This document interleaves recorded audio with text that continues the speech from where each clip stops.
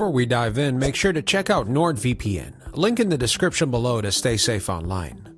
Let's break down Boost Mobile, the prepaid carrier backed by Dish/EcoStar, now running its own 5G, while still leaning on T-Mobile and AT&T networks. Affordable? Absolutely. But is it worth it? Let's see.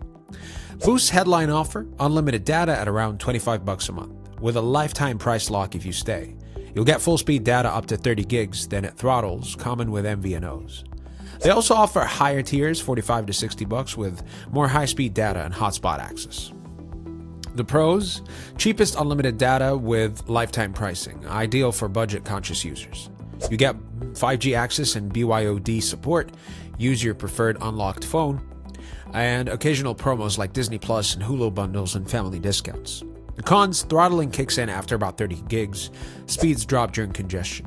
You get customer service is kind of hit or miss, long waits and mixed experiences, and coverage quality varies. Rural users may experience slower speeds or dropped calls.